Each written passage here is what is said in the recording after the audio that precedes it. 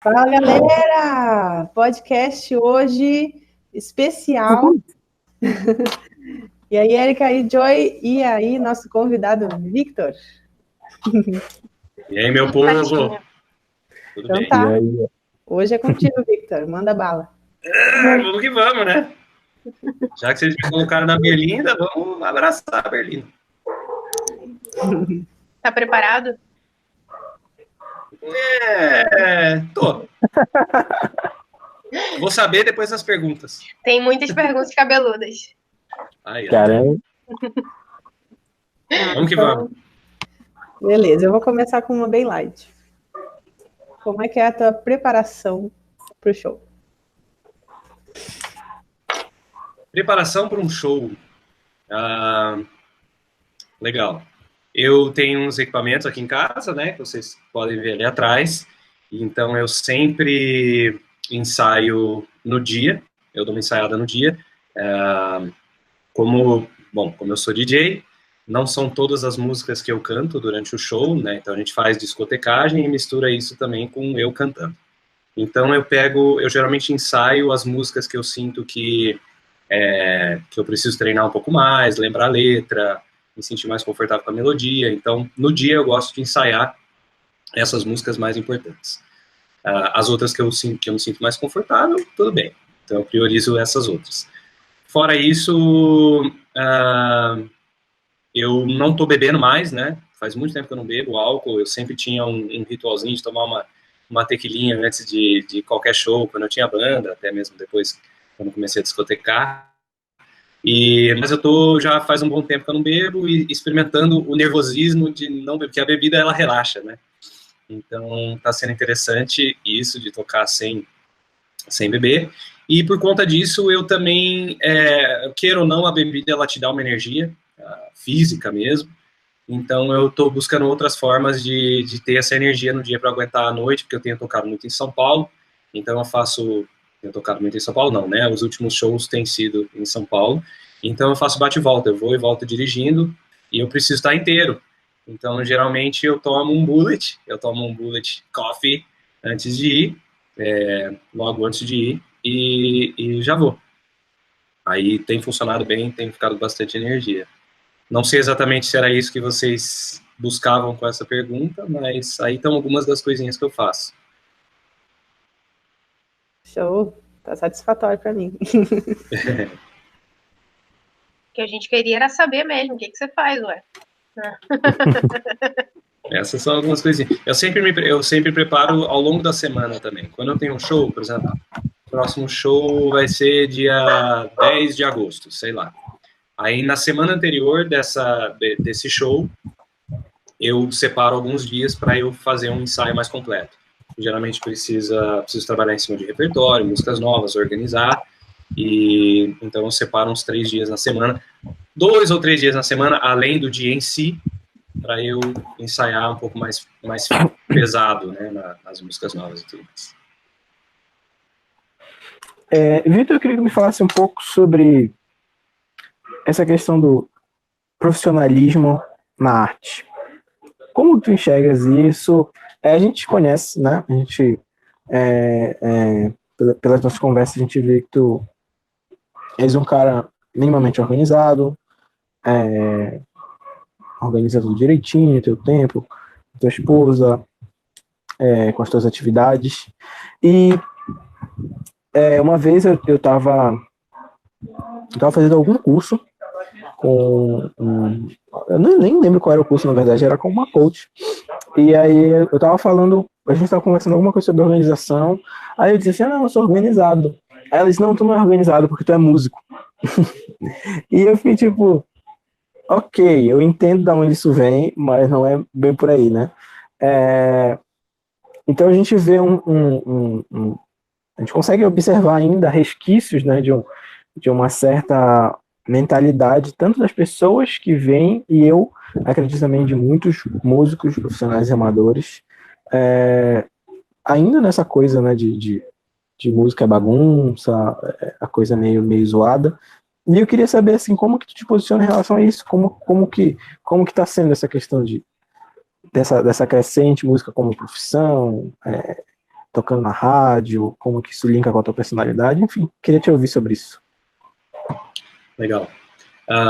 Bom, eu particularmente acho que sem organização e profissionalismo, os músicos não chegam longe, né? Eles podem até, acho que nenhuma profissão, né? Mas eu incluiria os músicos aí também.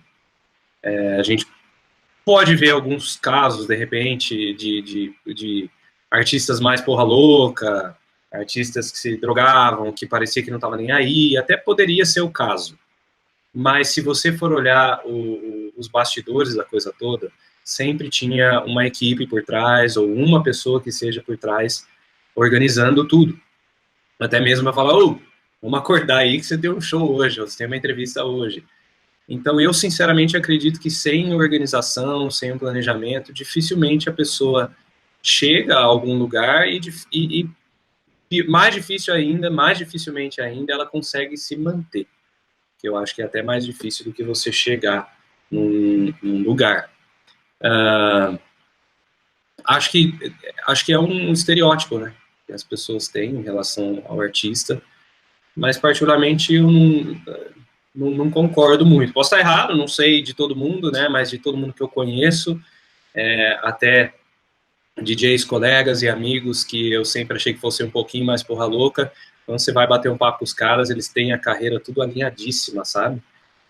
Desde quais posts fazer no dia, quantos posts fazer no dia, até a criação de música e tudo que envolve uma carreira. Dito isso, eu acho profissionalismo extremamente importante. Acho que se a gente fosse falar só de profissionalismo nesse meio, a gente poderia ficar aqui umas 2 horas conversando, porque o profissionalismo vai desde a organização até também a maneira como você expõe a sua marca como artista e também como você se comporta num show com as pessoas. Eu sempre fiz muita questão, eu e o Thiago sempre fizemos muita questão de tratar todo mundo muito bem nos shows que a gente vai, desde o segurança até o barman, até o contratante. Não tem distinção, você chegar lá e você ser uma pessoa simpática, uma pessoa disponível, uma pessoa o máximo de flexível possível dentro de cada contexto, mas eu acredito que isso é profissionalismo também. Já fizemos várias coisas no sentido também de presentear um contratante que a gente considera importante, com uma camiseta nossa, um colar, ou alguma coisa que a gente considerasse importante, conhecendo o contratante de antemão, para saber que tipo de coisa que o contratante gosta. Profissionalismo, para mim, também envolve que tipo de show você vai fazer, para que tipo de público, em qual tipo de lugar. No mundo da música eletrônica, sempre tem um line-up, sempre tem um DJ que abre, o que vem depois, até chegar na atração, até chegar no DJ que vai fechar a noite. Profissionalismo também entra no sentido de você estudar quais DJs que vão tocar na noite, quem vai tocar antes de você, quem vai tocar depois de você, para você respeitar uma certa energia da noite. Eu não posso chegar, se eu for um DJ que vai abrir a noite, eu não posso chegar com um som muito forte, muito animado, vai começar com um sonzinho devagarzinho, vai subindo até que você entrega a pista, de repente, a pessoa que vai tocar antes da atração principal, entrega a pista para o artista principal, a pista ali no jeitinho, né, para ele. Então, acho que profissionalismo envolve muitas coisas. Essas são algumas aí que eu consigo pensar de bate-pronto. Sensacional. Eu confesso que eu não, nessa linha de DJ, né, como não é o meu nicho, na minha pegada, no meu ritmo, eu não tinha parado para pensar sobre isso, né, como preparar o público, né, dependendo de qual a tua posição no line-up, preparar o público para a atração posterior, né, e a principal, né, também, principalmente. Ainda nessa pegada da tua carreira, eu queria saber o que a tua carreira te ensina sobre a vida, e o que tu considera as tuas principais viradas de chave, assim, durante essa carreira na música. O que a carreira me ensinou para a vida e as viradas de chave? Isso. Essa pergunta é cabeluda, hein? Essa é uma delas. Caramba, o que não aprender? O que não aprender? Me veio agora na cabeça o que um colega DJ também falou uma vez sobre o mundo artístico. Um artista, ele recebe mais rejeição em um ano do que a maioria das pessoas recebe na vida inteira. Então, é mais ou menos como se você tivesse se jogando mesmo, se entregando para a carreira, sabendo que você pode virar uma pessoa pública, que, né, tá tudo ali. Pública, assim, não digo nem no sentido de você ser super mega famoso, das pessoas estarem destrinchando, mas é que é você entregando realmente aquilo que você é, ou teoricamente deveria ser assim, né? Um artista que funciona, na minha opinião, é assim, ele, a música dele, os vídeos dele, as fotos, os posts, o que ele fala, como que ele entrevista, tudo, são partes dele, faz parte dele, ele está entregando quem ele é para o mundo. Então, cara, é uma jornada muito, muito intensa. E eu acho que a gente tem... O que ela vem me ensinando é que cada vez mais eu preciso me entregar para isso. Outras coisas que eu aprendi também até aqui é sobre o music business, sobre o mercado. Não adianta querer ser romântico sobre o assunto, achar que só a música que manda na parada. Lógico, a música tem que ser a coisa principal e é de onde tudo começa. Mas a partir do momento que você tem um som minimamente interessante, que outras pessoas vão querer ouvir, e investidores, de repente, vão querer investir, existe um mundo gigantesco por trás disso. E existem muitas estratégias nesse mundo e que a cada dia eu vou aprendendo mais.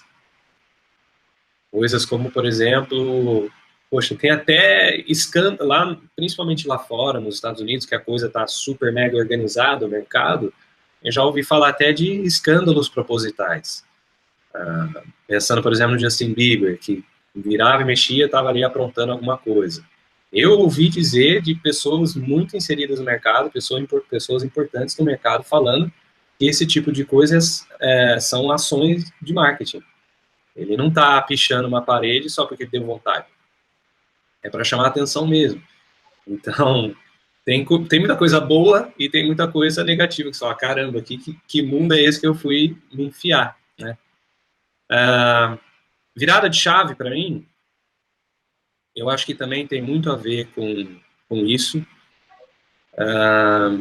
Que, assim, a primeira virada de chave para mim foi o curso de marketing para DJs que eu fiz, que, na verdade, você pode considerar um curso de marketing musical, de uma maneira geral, porque bate muito com o que você estava falando também, Érica, na semana passada, o curso que você fez, ou está fazendo.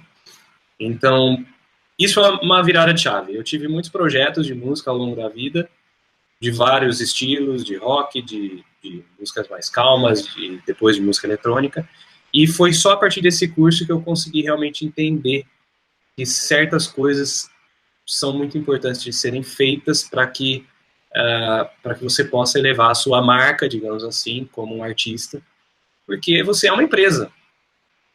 Como que, sendo uma empresa, você tem que entender como se posicionar no mercado, o que fazer, entender e escolher qual é o seu público, com qual público você quer falar, e a partir disso você montar todo um universo em torno de você como um artista, para daí sim você entregar para as pessoas. E aí, voltando à questão do profissionalismo que o Joy falou, eu acho que está linkado, porque eu e o Thiago, a gente sempre considerou muito importante a qualidade do conteúdo que a gente vai entregar. Mesmo que em muitos momentos a gente achava que estava bom e depois de um tempo a gente fala, nossa, estava ruim. A gente sempre teve isso na cabeça de que, poxa, a gente não quer entregar um conteúdo meia boca. Então a gente sempre fez fotos promo, buscou fazer fotos promo de qualidade, o Thiago mexe bastante com arte, então, arte que eu digo de design de foto, de site e tudo mais, ele sempre mexeu com isso. Então, a gente sempre buscou fazer um trabalho que, quando a pessoa batesse o olho, ela sentisse esse profissionalismo. É o que o pessoal chama no music business, de arrumar a casa. Você precisa, a casa sendo, vamos dizer, as mídias, hoje em dia a internet, você ter tudo muito coeso. Quando as pessoas entram no Facebook, elas veem você lá, e da mesma maneira que elas veem no Instagram, em outras mídias, e até mesmo ao vivo, quando você vai conversar com eles. Aprendizado todo dia, com meus medos, minhas fraquezas, minhas inseguranças, com as vitórias, com as derrotas, também daria um assunto bem longo. Não sei se responde o que você estava buscando, ou se chega perto. Com certeza. Responde super. Então, voltando ali naquele ponto dos escândalos propositais, me veio uma questão assim na cabeça. Já teve algum momento que tu recebeu uma proposta para fazer algo que tu disse que não? Isso não tinha nada a ver com o que tu gostaria de fazer e simplesmente tu não faria. Tipo, teve alguma proposta desse tipo ao longo da tua carreira? Não. Acho que eu ainda não cheguei num patamar muito alto para que as pessoas fizessem alguma proposta, algum tipo de ação nesse sentido. Mas o que já aconteceu várias vezes foi de ter que encarar situações onde não existe certo ou errado, sabe? Você tem que tomar decisões e um lado vai perder, algum lado vai perder. Por exemplo, vou dar um exemplo. Teve uma vez, teve um show muito grande que a gente fez aqui, num lugar que chama Folk Valley. É uma casa de shows para 5, 6 mil pessoas. E era a inauguração da Folk Valley. E o nosso booker tinha conseguido esse show pra gente. A gente ficou muito feliz. Só que a gente já tinha um show marcado esse dia. E era um show num lugar onde a gente era residente. Ou seja, a gente tocava nesse lugar todo mês. Então, você pensa assim, aquele diabinho e fala, cara, esse show grande é mais importante. Só que, poxa, eu tenho meus valores e eu quero manter meus valores, eu não quero dar mancada com esse outro lugar onde eu sou residente mensal, eu quero ser profissional, mas ao mesmo tempo eu não quero perder essa oportunidade, que eu não sei quando vai surgir de novo. Graças a Deus eu não precisei escolher, porque o lugar que a gente era residente, a gente ia tocar, sei lá para umas 4 da manhã, 3, 4 da manhã, e a inauguração do outro lugar era bem mais cedo. Então, deu para conciliar as duas coisas, era mais ou menos na mesma cidade, então foi tranquilo. Mas você imagina, o que você faria, né? Com um lugar que te deu oportunidade para você começar a fazer shows, um lugar legal, um lugar bom, versus um lugar onde você, de repente, não estou nem falando que é esse o caso, mas um lugar onde você sempre sonhou em tocar. O que vocês fariam? Será que existe certo ou errado? Se você... é uma área muito cinzenta. Então, eu já tive vários momentos nesse sentido, não só em relação a shows também, não só em relação a shows, mas também em relação à atitude que eu deveria tomar perante algumas pessoas. E eu, assim, vamos dizer, uma pessoa que está fazendo um clipe para você, está editando um clipe, está filmando. Isso também pode gerar complicações num relacionamento. A pessoa não te entrega o vídeo, você precisa do vídeo. Aí você já pagou, mas e aí? E aí como é que fica? Já passei por uma situação, por exemplo, em que até hoje a pessoa não me entregou o material que eu queria, não devolveu o dinheiro, e eu tive que escolher e falar assim, cara, eu não vou lutar com isso, eu prefiro pensar que eu vou ter muito mais prosperidade aí para frente, e vou deixar essa grana de lado. Outra situação que eu estou vivendo agora é em relação a royalties. A gente lançou uma música com um selo de uma pessoa com bastante prestígio, um outro DJ com bastante prestígio, há muitos e muitos anos no Brasil, e ele estava com essa gravadora, essa label, né, nova dele, e ele estava buscando músicas para poder lançar, porque quanto mais lança, mais eles ganham também. E a gente lançou, na época eu perguntei sobre contrato, vamos assinar contrato e tal, e ficou por isso mesmo, a gente acabou não assinando. E quando não se assina o contrato, 100% dos direitos autorais devem ir pro artista. Isso é lei. E até hoje a gente não viu um centavo dos royalties dessa música. É uma música que foi muito bem, teve mais de 2 milhões de plays no Spotify, e isso dá uma grana boa. Se fosse, por exemplo, pelo One RPM, Érica, 2 milhões de plays, você pode ganhar uns 20 mil reais. Pelas minhas contas, posso estar errado. E a gente não viu ainda a cara desse dinheiro e, poxa, todo dia eu lembro, tá lá na minha agenda, tô com um advogado, falar com o advogado, não sei o quê, e todo dia eu me vejo nessa batalha de, putz, eu vou correr atrás disso, vou me queimar com essas pessoas, que são pessoas importantes do mercado, da cena. Por outro lado, é um dinheiro que é meu, por direito. Então, fica essa vozinha na cabeça de eu mereço, mas até que ponto, né? Qual é o limite? Mas aí eu já começo a devagar aqui. Só exemplos. Cara, essas questões são muito muito sérias, né? Teve uma época que eu lembro que eu tava ganhando dinheiro só dando aula, e veio um carinha e marcou a aula, e marcou uma aula e disse: olha, eu quero que tu me prepare para uma prova daqui a um mês. E não sabia tocar quase nada. Putz, não é assim que funciona. Sou professor, né? Não sou Deus. E aí depois ele veio de novo, marcou a aula experimental, não compareceu, e aí depois marcou de novo. Eu disse: amigo, não dá. E você fica na situação, né? O cara: não, mas eu vou pagar e tal. Mas choca com os seus valores, né? Eu me esforço para ser um cara responsável, não trabalho com pessoas irresponsáveis. É um desperdício, né? Tem um professor que ele fala, tem muitas polêmicas que rolam por aí. Recentemente teve uma polêmica de um áudio vazado de um guitarrista falando mal de outro guitarrista. Então ele falou, esse meu professor falou: eu não comento nada sobre isso porque atrai um público que gosta de treta. E não são essas pessoas que eu quero que me sigam. Então eu não comento, eu acabo sendo prejudicado no sentido de notícia quente, né? Eu não fico em trending, não subo, mas eu acabo, eu preservo, eu perco essa batalha, né? Entre aspas, no curto prazo, mas no longo prazo eu tenho aí seguidores fiéis. Mas uma coisa que eu queria saber é como foi e como é a relação da tua família em relação a tu ser músico, tu tá marchando nessa carreira, no mercado da música.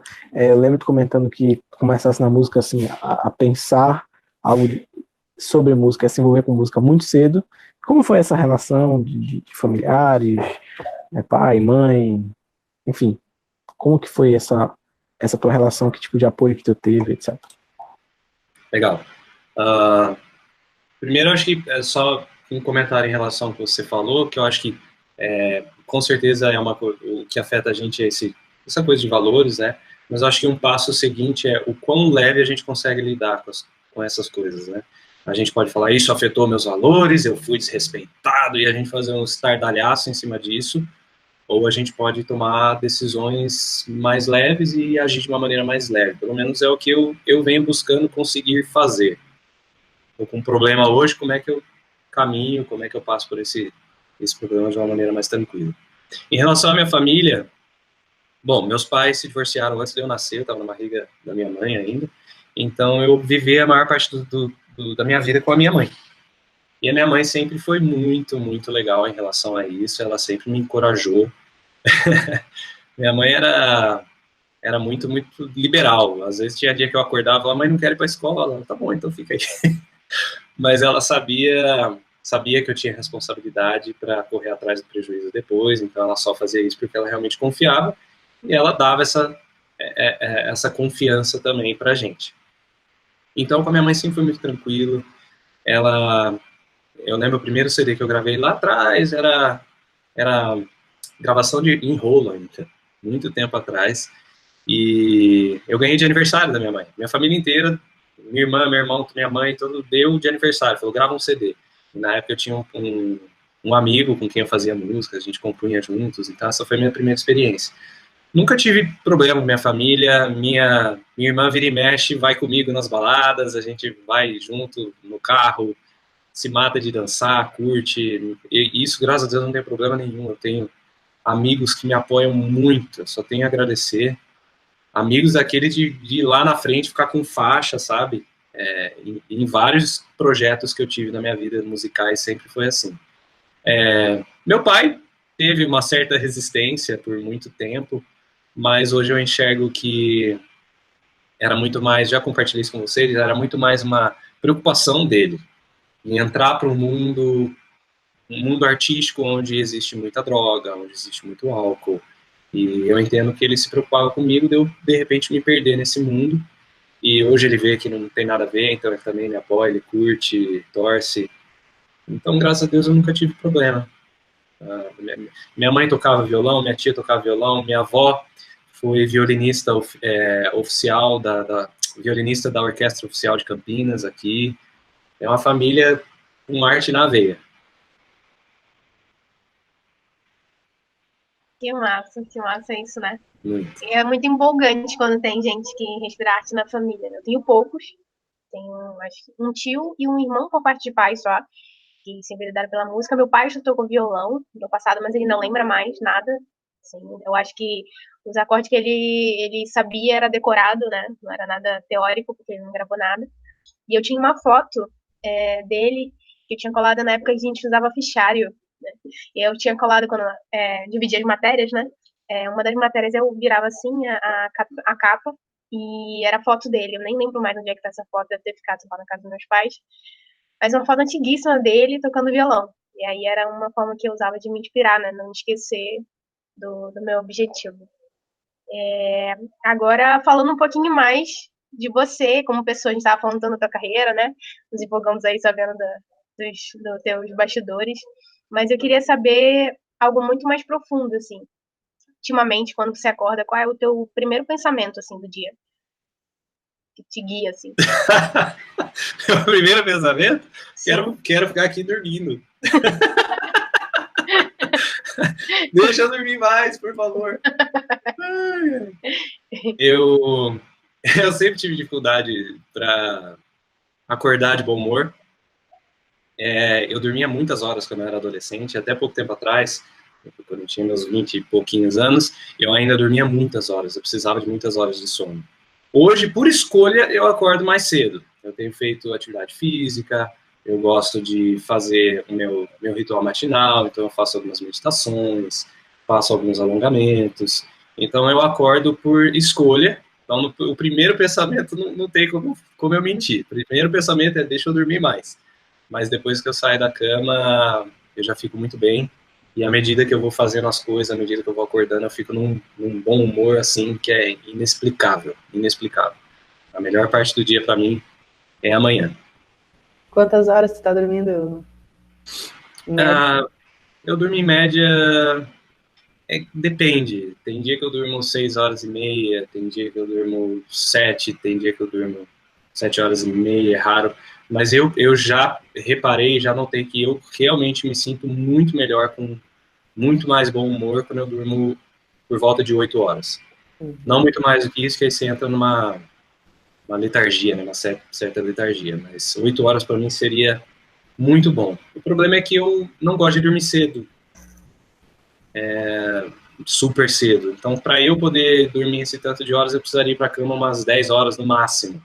E antes eu ia para a cama 3 horas da manhã, agora eu tô indo 11 horas, então tá bom. A gente vai adaptando aí, mudando aos poucos. Cara, a gente conversou um pouco sobre alimentação, né, na coisa com a Amanda, e na verdade eu não quero tratar muito sobre alimentação, mas assim, retomando um pouco do que a Erika falou, sobre viradas de chave, como que foi essa... Existiu algum ponto que tu te viu assim, disse assim, putz, eu tenho que... alguma coisa tem que mudar? Porque a gente acompanhou, né? Tu deixou de beber faz tempo, tá mudando tua alimentação, tá mudando vários hábitos. Como é que começou esse processo de mudança, assim?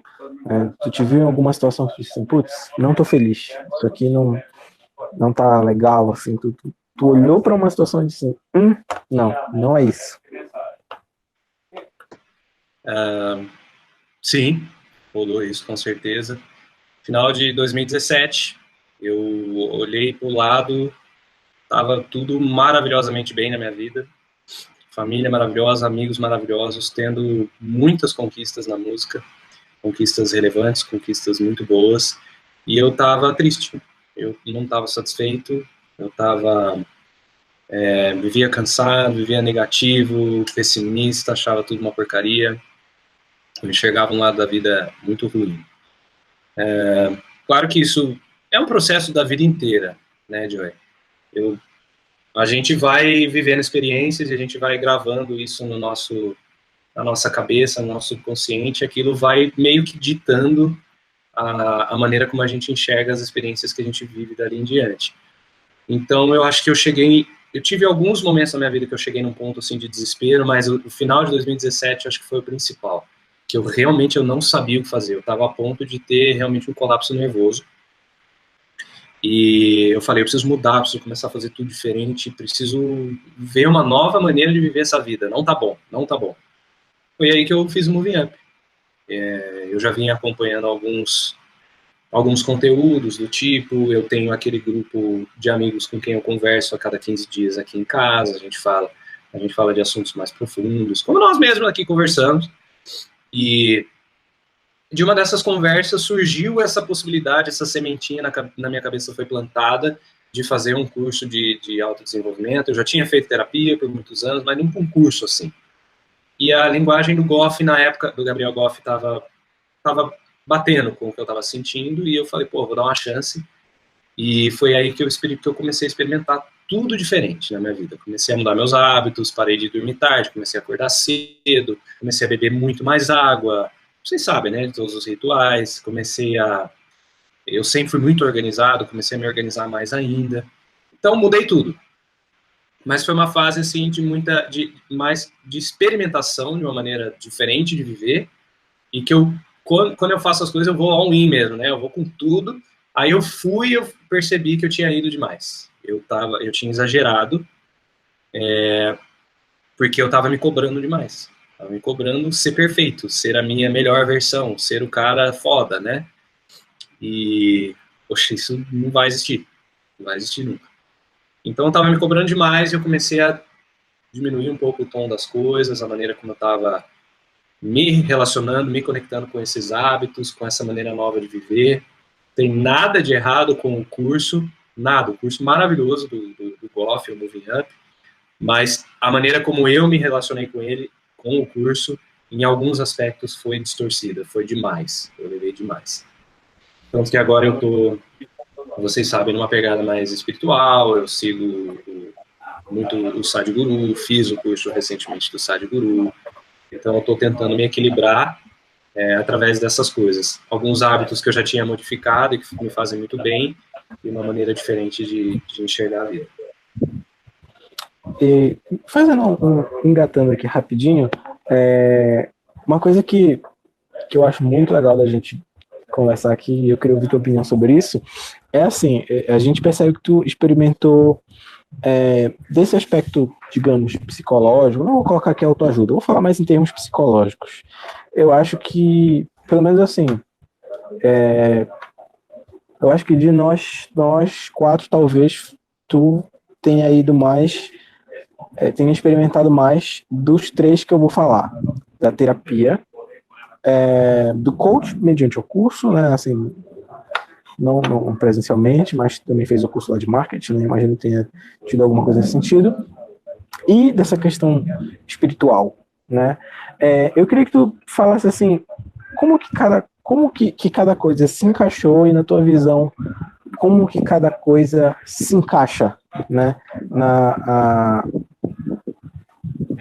no nosso contexto, no contexto de cada pessoa, porque hoje, por exemplo, a gente tem dois movimentos no Brasil, né? A gente tem uma crescente, um boom de coaching, e a gente tem um boom da negação do coaching, né? A gente tem tanto o crescimento desses profissionais, e naturalmente, quando tem um crescimento em termos de volume, a gente tem um crescimento também de incompetência, é uma coisa natural, e a gente até conversou isso outro dia, né? Que acaba as pessoas generalizando tudo e negando a coisa toda.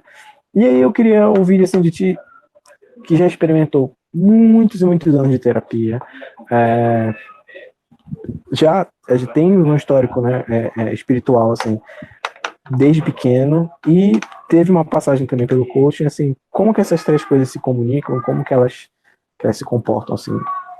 na tua vida e que tu acha que elas funcionam na nossa vida também? O que elas têm em comum, sem a menor sombra de dúvida, é olhar para dentro. A terapia é você olhar para dentro, ver o que está acontecendo, tentar, de repente, descobrir de onde vêm certos comportamentos, pensa aí nas coisas ruins que a gente sente, né? Insegurança, raiva, frustração, da onde vem? Por que certas situações do dia a dia que são tão pequenas podem me tirar tanto do sério? Tem coisa aí, não é a situação. Como eu já tinha falado, a gente vai vivendo experiências, vai gravando. Então, o que eu vivi lá 10 anos atrás, eu gravei aqui como uma coisa ruim. É ruim. Quando eu vivo alguma coisa parecida hoje, automaticamente meu cérebro fala, isso é ruim, repele, resiste. E eu acho que isso é em comum com as três coisas. Tanto com o processo de terapia, quanto com o processo de coaching, quanto com o processo espiritual. Espiritual, como a palavra autoajuda, como a palavra coaching, também carrega um certo preconceito de muita gente, porque as pessoas acham que o espiritual é algo intangível, é místico, é esotérico, e na verdade o espiritual é muito olhar para dentro. A espiritualidade, né? Não estou falando de espiritismo, que eu também vivi muitos anos de espiritismo, gosto bastante, mas estou falando de espiritualidade. E a espiritualidade também tem essa questão de olhar para dentro. Eu não conheço muito sobre o assunto em questões técnicas. Você falou que eu fiz mais ou menos um coach através do curso do Moving Up, né, do Gabriel Goff. O que eu posso dizer em relação... Eu acho que é muito individual, cada um vive a sua experiência, cada pessoa busca certas coisas, e o que faz sentido para mim, de repente, não vai fazer para você, e vice-versa. Então, como que a terapia me ajudou? A terapia me ajudou, principalmente a terapia em grupo, me ajudou a ver os problemas dentro de mim através do outro. Era um espelho. Às vezes eu entrava na sessão e entrava calado, saía mudo, não falava nada, mas as outras pessoas compartilhavam coisas e eu falava, caramba, eu vivo exatamente isso com outras pessoas, com outras situações do meu dia a dia, mas é o mesmo sentimento, é a mesma vontade de ser valorizado, a mesma raiva de ter sido desrespeitado por algum motivo. São muito parecidas as questões, muito parecidas. Então a terapia me ajudou nesse sentido. Claro que eu também compartilhava minhas dores e minhas vitórias, mas era muito mais me enxergar através do outro. O processo do Moving Up, de coaching, digamos assim, me ajudou a sair daquela coisa ruim que eu falei para vocês no final de 2017, minha vida estava uma bosta, e não estava uma bosta, era só eu que estava enxergando assim, e me falou, cara, olha a infinidade de coisas que você não está enxergando, olha essa vida que tem aí, olha a quantidade de coisas que você pode fazer, você pode mudar seu hábito, fazer isso aqui. Só de eu começar a beber água todo dia, eu comecei a emagreci 5 quilos em alguns meses, eu não bebia água, e eu perdi no total, acho que uns 12 quilos, desde que eu comecei a mover de 2016, do começo de 2018 até aqui, perdi uns 12 quilos. Mudança da mente, mudança de hábitos, ver que existem outras maneiras de viver que não são aquelas que você viveu até aqui. E aí, vamos experimentar. Legal, pô, isso aqui funcionou para mim por um tempo, agora de repente eu preciso experimentar outra, e vamos experimentando. E a espiritualidade hoje, para mim, que tem sido o mais importante para mim, essa experiência que eu estou vivendo, não dá para resumir espiritualidade em uma coisa só, é impossível, mas essa questão mais espiritual para mim é o que está acima de tudo. É como se a terapia me mostrasse eu estou com alguns problemas, o coaching falasse, olha, você pode viver tudo isso de uma maneira diferente, e a espiritualidade fala, você não precisa de nada disso para ser feliz. Nem saber o que você tem dentro de você, e nem ficar experimentando um monte de coisa. Você pode, mas porque você quer, porque é gostoso experimentar, mas você não precisa. Então eu estou tendo uma visão muito assim, de caraca, será que eu consigo aceitar tudo? Aceitar tudo, até porque, como a gente estava falando na semana passada, né, meninas, esse momento aqui, ele é inevitável, da maneira como ele está acontecendo aqui agora, ele é inevitável. Posso escolher resistir ele ou eu posso escolher aceitar. E a gente pode fazer isso. Eu hoje vejo essa possibilidade, não significa que eu consigo ainda, para tudo, mas eu vejo a possibilidade de ser aquela pessoa que, diante de uma situação, de uma tragédia, de uma coisa inexplicável, eu consegui ficar bem, eu consegui aceitar. É como se eu estivesse num lugar assim de aceitação irrestrita e incondicional da vida, e que as coisas estão acontecendo aqui na minha frente, eu estou aqui, se alguma coisa acontece que me afeta, eu sinto, sei lá, uma dor, uma tristeza, até uma raiva, uma frustração, mas eu volto. E aquilo não sou eu, aquilo não me define. Então, é como se a espiritualidade para mim tivesse, em resumo e bem superficialmente falando, tivesse acima de tudo por conta disso. Consigo aceitar e não preciso de nada. Eu vou, a partir daqui, experimentar a vida. Não sei se conectaram as coisas aí, mas é o que me passa na cabeça. Conectou, sim. Pegando um pouco o gancho do que de positivo tem acontecido, né? Eu queria saber o que você já considera como vitória esse ano. Coisas que aconteceram e isso seria em aberto, tanto na tua carreira quanto na tua vida pessoal mesmo. Minha carreira, no momento, está passando por muitas mudanças. Confesso para vocês que tá sendo difícil enxergar aonde isso vai levar. Graças a Deus eu tenho o Thiago, meu sócio, meu amigo, meu parceiro do projeto, porque quando ele é uma pessoa muito empolgada de viver a vida, é uma pessoa muito pura, e ele é muito otimista, e ele tem, assim, cara, ele agarra as coisas com muita vontade, mas também muita leveza, sabe? E ele tá tocando o barco nesse momento de uma maneira que eu só tenho a agradecer, e eu tô fazendo as coisas que eu preciso, vou sentindo, mas esse ano foi um ano, até aqui, de muito mais pessoal, até mesmo para o Thiago, porque a gente conversa muito sobre todas essas coisas, eu compartilho com ele as coisas que eu sinto, que eu penso, que eu venho fazendo, ele compartilha comigo, ele fez o Moving Up porque eu falei para ele, então a gente vai trocando essas figurinhas e vai crescendo juntos. Para nós dois tem sido um ano de muito crescimento pessoal. De vitória, para mim, não poderia deixar de ser mais voltado para o pessoal. Da carreira, aconteceu aquela questão da minha música entrar para a rádio. Não foi através de nenhum processo marqueteiro, não foi através de dinheiro. Foram pessoas da cena que enxergaram valor no nosso trabalho e ofereceram de colocar a nossa música na rádio para ver como ela se sairia. Não tenho feedbacks ainda de como foram os números e, enfim, como que a galera aceitou a música. Mas mais para um lado pessoal. Eu tenho conseguido, ultimamente, esse último mês, nesses últimos 2 meses, ficar mais em paz com a vida. É como se eu tivesse passado de um cara que estava sempre lutando e resistindo em todas as áreas da minha vida, a vida. Eu estou resistindo. O que eu estou vivendo não está bom. O que a pessoa falou não é legal. E coisas idiotas, às vezes. Quebrou um copo na cozinha. Que porcaria, vou ter que limpar esse copo, que inferno. Então, cara, já quebrou o copo. Eu vou fazer? Vou ficar bravo porque quebrou um copo? Eu sei que isso é muito fácil a gente falar na cabeça, mas às vezes a gente está... a gente não dormiu bem, às vezes, a gente comeu alguma coisa que não presta, aí não dá, a gente reage no impulso. Mas a gente sempre tem a opção de voltar. Então, eu sinto que eu estou mais em paz, eu estou colocando as armas no chão, colocando as armas na mesa, tirando a armadura e aceitando mais a vida como ela é, até porque não existe outra maneira, pelo menos agora, na minha concepção, não existe outra maneira de viver a não ser aceitando a vida como ela é. Isso não quer dizer que eu vou ficar aqui parado esperando a vida passar, muito pelo contrário. Através dessa aceitação incondicional, eu consigo escolher e falar o que eu vou fazer agora, e eu faço com prazer. E aí eu saio para o mundo criando.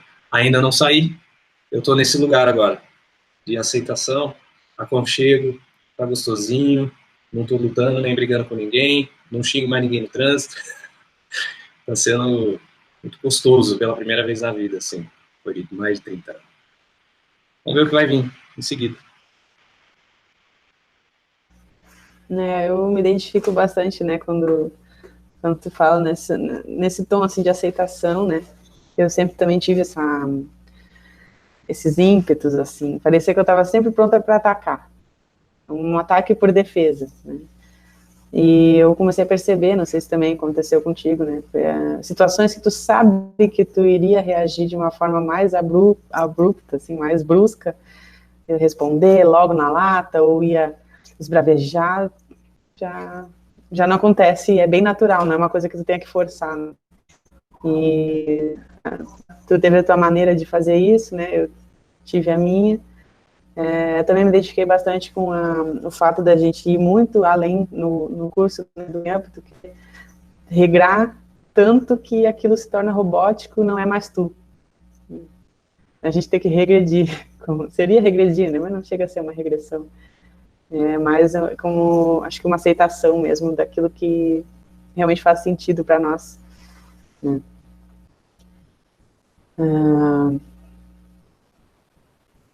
Mas, por enquanto, Não, é isso mesmo, eu concordo plenamente. E essa questão é perigoso também, né? Às vezes a gente acha que uma coisa está fazendo muito bem pra gente, que foi o que aconteceu em relação a alguns aspectos do Moving Up, não pelo curso, por mim, volto a dizer por mim, porque eu sou um cara muito metódico, sou muito metódico. As coisas têm que estar organizadinha, retinha, sabe? Eu sou muito assim. E até por questão se isso aqui está controlar, é uma maneira de controlar a vida. Eu deixar o quadro retinho, isso aqui também é uma maneira de controlar a minha vida. Porque se está torto, eu não estou controlando. Mas se a gente é muito metódico, no meu caso, foi por isso que eu acabei indo além. Não é porque estava robótico no meu caso. Eu estava fazendo muita consciência, mas eu comecei a me cobrar demais de que tudo tinha que ser meticulosamente perfeito. Tinha que fazer tudo que eu aprendi no curso, tudo. E hoje é mais... cara, não vou fazer ritual à noite, não vou. E se isso me trouxer algum... Não que não seja bom, tô testando, né? Não vou fazer o ritual, prefiro ficar à vontade aqui com a minha esposa, assistir televisão 10 minutinhos a mais do que eu assistiria normalmente, para não ficar bitolado no meu sono, e tentar trazer essa aceitação para o momento. Cara, nesse momento eu quero ficar com a minha esposa aqui no sofá assistindo a televisão. Daí no dia seguinte eu vou acordar de mau humor, vou. Mas será que eu consigo, no mau humor, aceitar? Sim. Eu acho que é possível, mas eu tô ficando muito atento para eu não estar me enganando. Para daqui um mês eu explodir. Eu não acho que é o caso. Realmente é uma maneira muito diferente de enxergar. Não é só metódico, é muito mais profundo. E uma coisa que eu acho interessante também é que eu acompanho muitas pessoas, tive muitos casos mesmo, de pessoas tipo assim, eu acho que um caso muito palpável é em relação ao dinheiro, né? Eu não quero ter muito dinheiro por causa disso. E a pessoa não trabalha o tanto que ela pode, né? É porque o pessoal de academia fica toda hora batendo foto do espelho e tal, aí a pessoa não se exercita, né? São exemplos, tipo assim, é importante saber que para você cruzar uma certa linha, você tem que estar numa caminhada, e o que é legal é que a única maneira de você saber que cruzou a linha é você cruzando a linha. Quando você vê, opa, né? Aqui foi demais. Aqui foi demais. Se você não dizer assim, não, eu vou fazer isso, e aí vamos ver onde vai dar, e você chega e bate alguma coisa, não, aqui foi demais, aqui tá me dizendo para ir 100, mas 80 já tá tudo certo para mim, e aí você pega lá, mas aí se você tá no zero, aí você olha e pensa, não, aqui vai ser, um dia eu vou achar aquilo demais, aí você não chega nem no 10, é complicado, né? Mas eu entendo o contexto que tu colocaste, eu concordo bastante. Acho muito, muito interessante.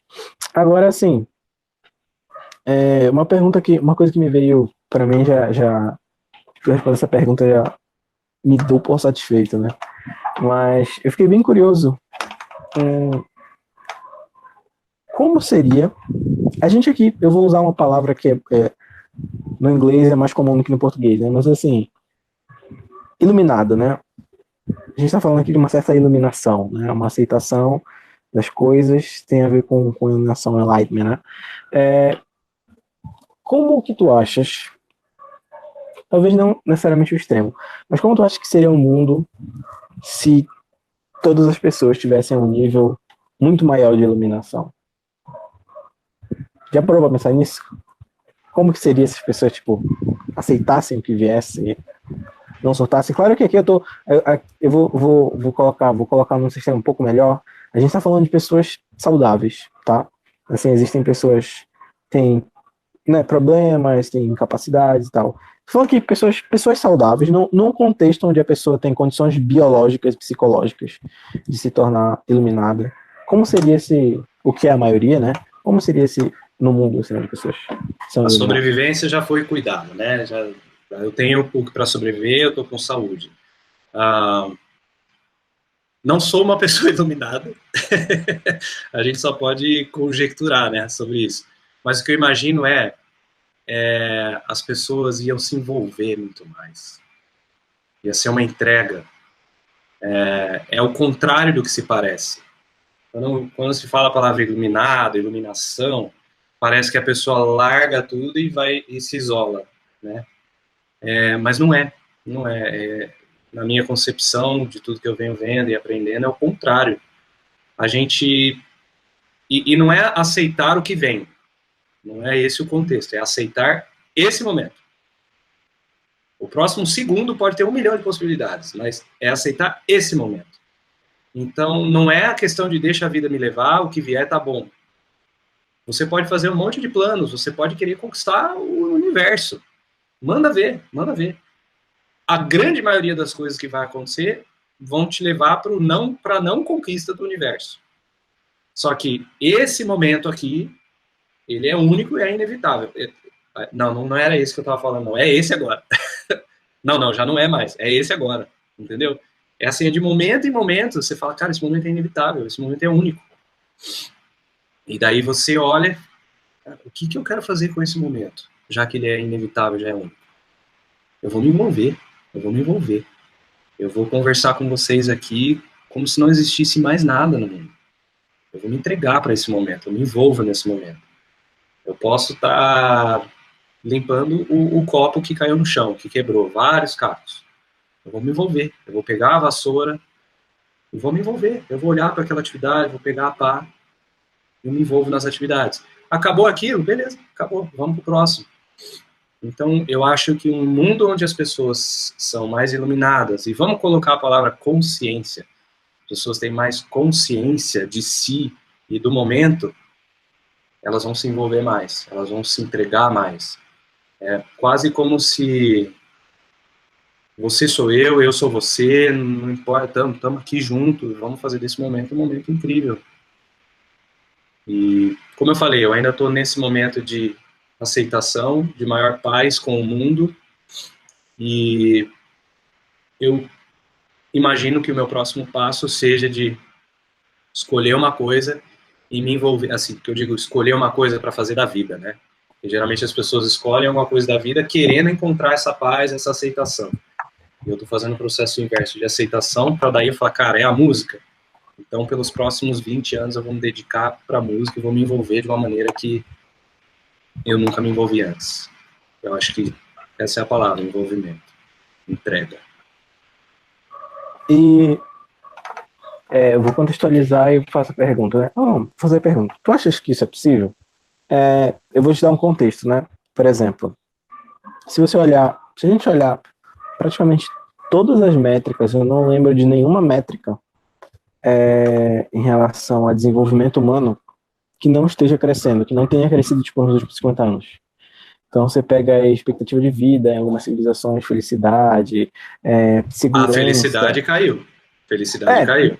Em algumas civilizações, né? Você pega, por exemplo, no Japão, você teve um crescimento em vários aspectos, mas a felicidade ela não apresentou um crescimento.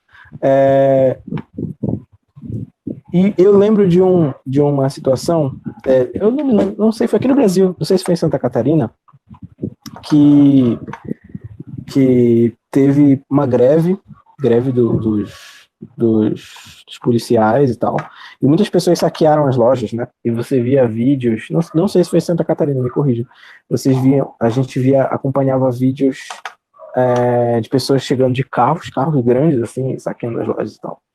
Então, isso levantou muitas discussões, né?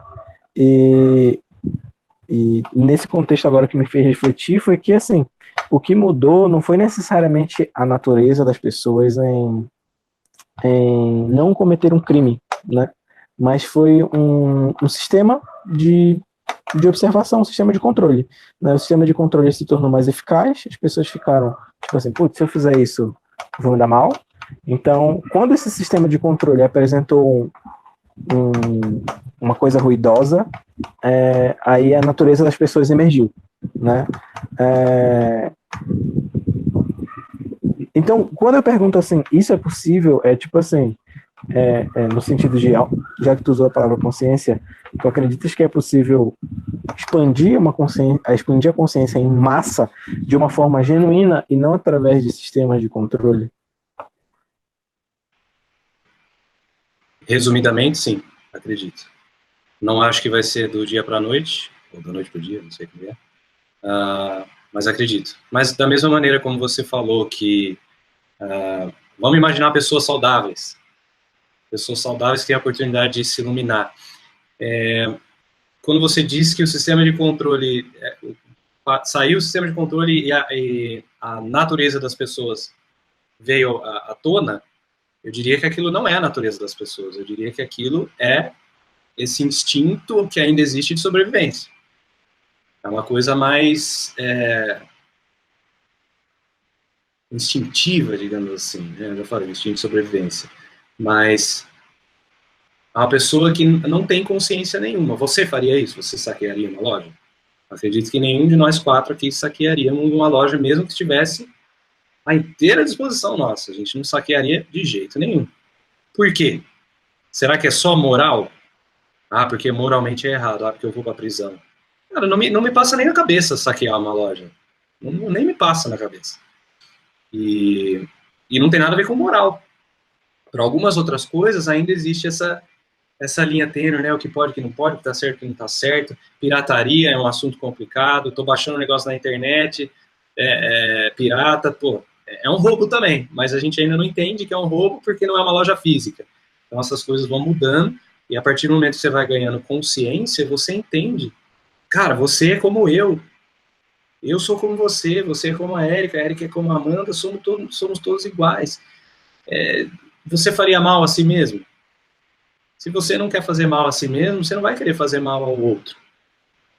A gente é uma coisa só. A gente vai fazer pela harmonia das coisas, por amor, parece utópico isso, né? Mas a gente faz porque simplesmente faz. Porque essa, na minha opinião, é a nossa natureza. O que não faz com que a gente acesse essa natureza é exatamente esse instinto de eu preciso ter. Se eu não tiver, eu vou ficar pobre. Se eu não comer, eu vou morrer, né? Então, ainda existe esse instinto dentro da gente.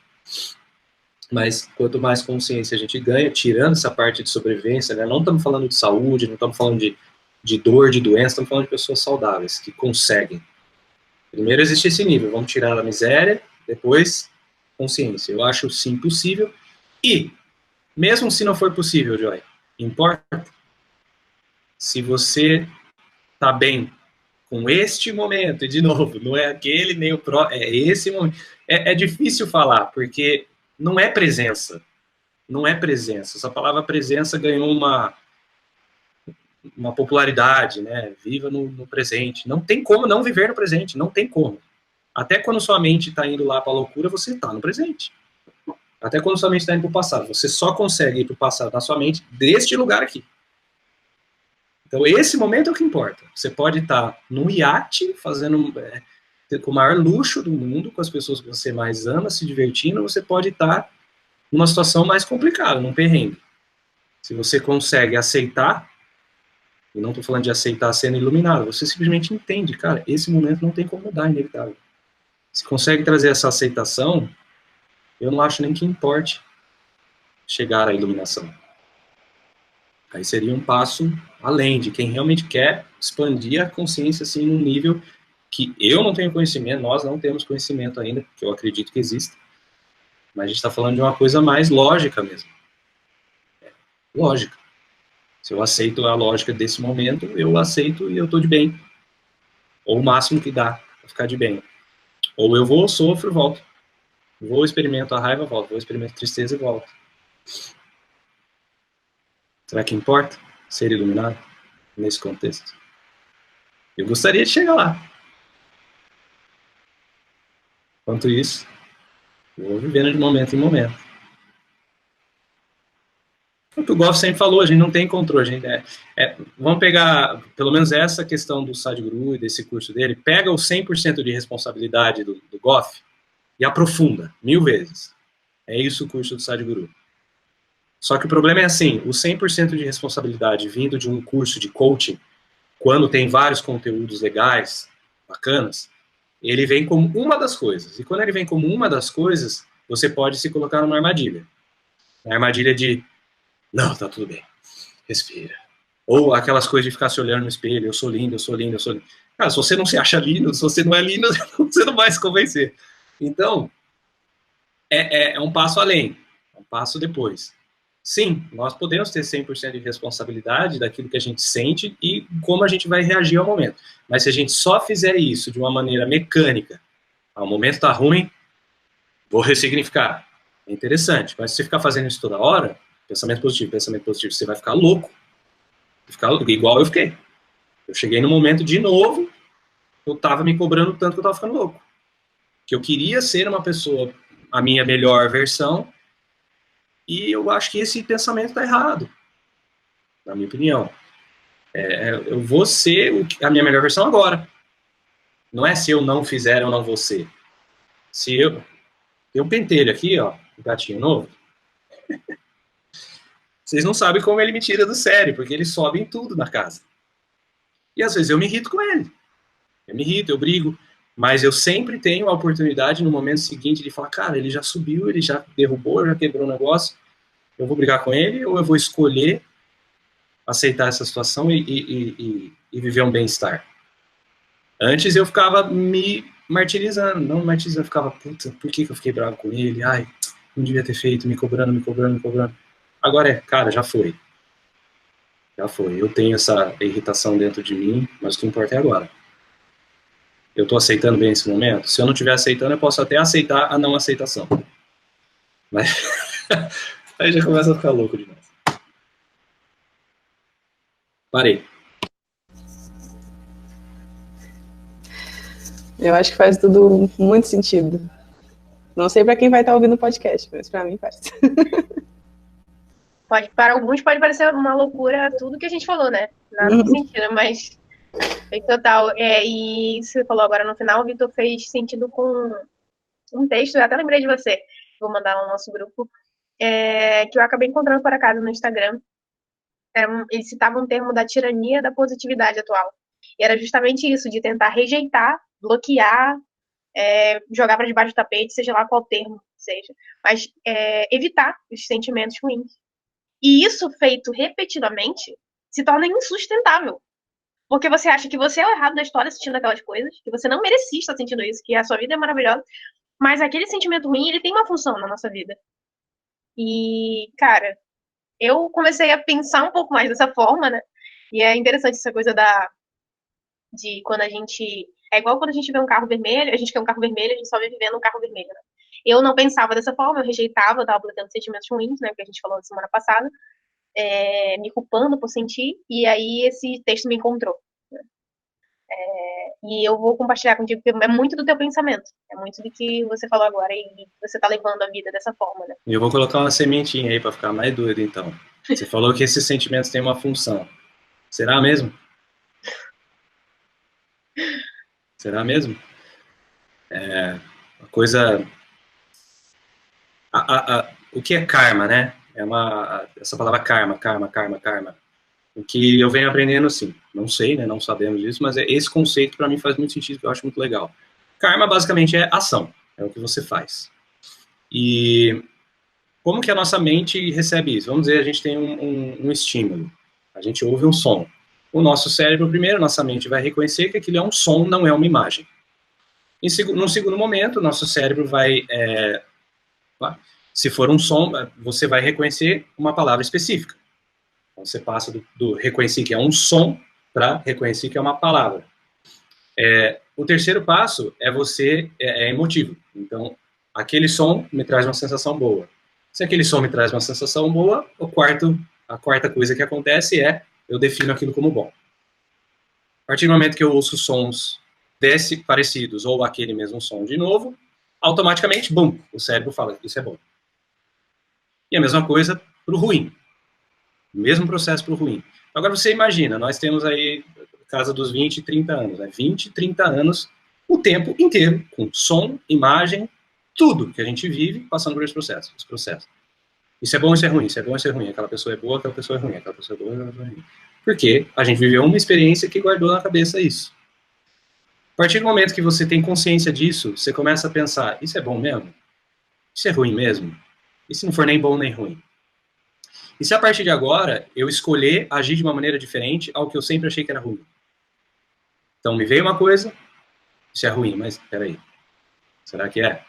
Deixa eu tentar agir de uma maneira diferente. E esse tentar, ele parte disso, de uma certa aceitação. Quando você começa a aceitar e você escolhe, eu vou tentar agir de uma maneira diferente, existe uma consciência muito grande aí. Você não está evitando a raiva, ou seja lá o que você esteja sentindo, né? Você não está evitando. Você coloca consciência nisso e você escolhe agir de uma maneira diferente que você agiu antes. Isso não traz o peso desse excesso de positividade. E quanto mais eu pratico, mais eu penso, cara, a qualquer momento eu posso simplesmente, beleza, ok, tá aí, deixa eu tentar ser amoroso, ao invés de raivoso. Porque ele não vem de um eu preciso ser positivo, ele vem de não precisa ser assim. E se eu fui raivoso, beleza, eu fui raivoso, na próxima pode ser que eu não seja. Eu vou sempre tentar não ser. Mas é uma consciência maior. Será que eu realmente preciso da tristeza? Tem coisas que deixam a gente triste, automaticamente. Fiquei triste. Mas aquilo que eu falei, eu posso ir na tristeza, eu experimento a tristeza e eu volto.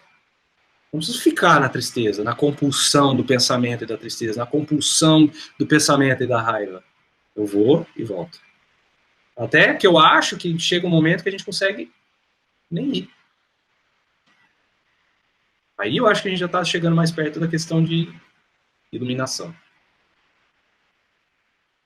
Se vocês forem pensar mesmo na grandiosidade desse universo, no infinito que é esse universo, a gente não é nada. Por que que eu vou gastar a minha energia ficando bravo? Por que eu vou gastar a minha energia ficando triste? Talvez porque eu ainda tenho esses processos acontecendo na minha cabeça. Definir como ruim. Não é da noite pro dia que você vai, não é mais ruim. Mas eu acho que chega um momento que a gente consegue olhar para as coisas com mais clareza, com uma certa distância, e falar, não, isso não me pertence. Papo de louco. Muita reflexão. É isso? É isso? Que agora tirou nossa voz, né? Passamos horas aqui conversando. Sim, foi muito gostoso. Maravilhoso, hein? Obrigado. Obrigado, me senti especial com vocês me perguntando. Aliás, essa é outra coisa interessante. Só para terminar, eu prometo. Eu tava fazendo esse processo sempre que eu me sentia mal, né? Vinha algum sentimento que eu não queria, eu fazia esse processo. De, poxa, isso não está acontecendo da maneira como eu desejo. Eu entendo que não está acontecendo da maneira como eu desejo, mas eu entendo também que já aconteceu. Aconteceu. O que eu vou fazer com esse momento? Eu vou assumir a responsabilidade pela maneira como eu me sinto em relação a ele. E como que eu me sinto feliz? Eu me sinto feliz quando eu estou bem, quando eu estou alegre, quando eu estou amoroso. Então vou escolher isso. Aí, esses dias eu estava me sentindo eufórico, feliz com alguma coisa que aconteceu. Parece que o dia tudo deu certo. Aí eu fiz o mesmo processo, só que pro lado positivo. Eu falei, as coisas estão acontecendo do jeito que eu quero. Ou seja, eu tô feliz, porque quando acontece do jeito que eu quero, eu fico feliz, né? Não acontece do jeito que eu não quero. Quando acontece do jeito que eu não quero, eu fico triste. Tá do jeito que eu quero, eu tô feliz. E o que eu faço com esse momento? Eu posso aceitar também e eu posso escolher me envolver e abraçar esse momento. Ou, não vão me dar o direito, porque, não, eu tô feliz, tá tudo dando certo, não vão me dar o direito, tem alguma coisa errada. Não. Vou abraçar esse momento em que eu estou feliz, porque sim, as coisas todas estão acontecendo do jeito que eu quero. Que bom, né? Que bom. É muito interessante. Agora parei de vez. Acho que foi um ótimo encerramento aí. Final feliz, então. Depois daquela dúvida pairando aqui, aquele momento tenso de reflexão. Sim. Maravilha. Queria agradecer, né, a vocês aí por essa oportunidade da gente estar conversando, da gente estar gravando, da gente compartilhar, né, com outras pessoas também esses nossos pensamentos, as nossas conversas loucas. Para mim, né, está sendo uma experiência maravilhosa. Eu não queria perder de jeito nenhum o podcast de hoje. E então corri aí com os meus afazeres para estar aqui e com certeza estou muito feliz por ter conseguido participar, né? E passo aí a palavra para vocês, então, mais um pouquinho para a gente poder encerrar. Eu também estou feliz de estar nesse momento agora, vivendo esse momento, que é inevitável. Mas brincadeiras à parte, hoje foi sensacional. A gente conseguiu aprofundar e se envolver, né? Acho que hoje foi envolvente. Se eu pudesse definir uma palavra, seria essa. Foi envolvente o papo, foi linkando naturalmente, né? E deu para conhecer um pouco mais, né? Outras facetas do Vitor. E a gente tem percebido que tá fazendo um ano, né? Mais de um ano que a gente tá junto. Por mais que o tempo passe, a gente ainda tem coisas para saber um do outro. Mesmo falando sobre coisas profundas, mas sempre tem alguma coisa nova que a gente vai descobrir um da vida do outro. Não só a Amanda é uma caixinha de surpresas, todos nós somos. De nós mesmos, né? A gente vai se descobrindo também. Sei lá onde eu vou estar daqui um mês. Também. Hoje foi bem legal, foi muito interessante. Acho que eu saí com uma sensação semelhante que eu saí da podcast da Amanda, né? Não sei se vocês também têm essa sensação que a gente poderia estar mais 5 horas aí conversando e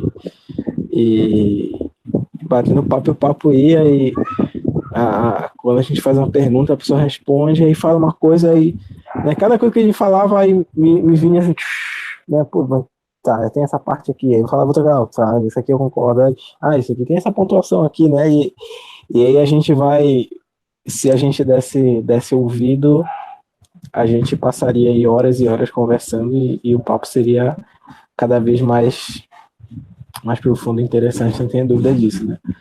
Mas que bom que a gente teve a oportunidade de conversar, de compartilhar, principalmente conosco e também com as pessoas, né, que estão ouvindo, sabe-se lá, daqui a quanto tempo uma pessoa vai ouvir isso. Imagina alguém ouvindo isso aqui há 2 anos e pensando, nossa, eu me sinto assim, eu me senti assim, eu pensava assim, e não sou o único, né? Então, o vizinho começou a ouvir um som aqui, eu vou encerrar minha fala por aqui, mas agradecido por todos e por todos que não nos assistem, tá ao vivo, né? Mas talvez não tenha ninguém assistindo, mas um dia pode ter então vou colocar assim, né? Todos que estão nos assistindo nesse momento, né? Porque você que está vendo o vídeo aí está vendo nesse momento.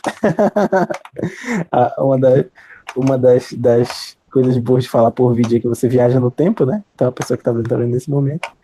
E aí eu agradeço você e vamos para a próxima, vamos para cima que a coisa está ficando cada vez mais interessante para mim, tenho certeza que para vocês também. Com certeza. Vamos que vamos. Até a próxima, então. Então tá, falou, pessoal. Beijo. Beijo, até.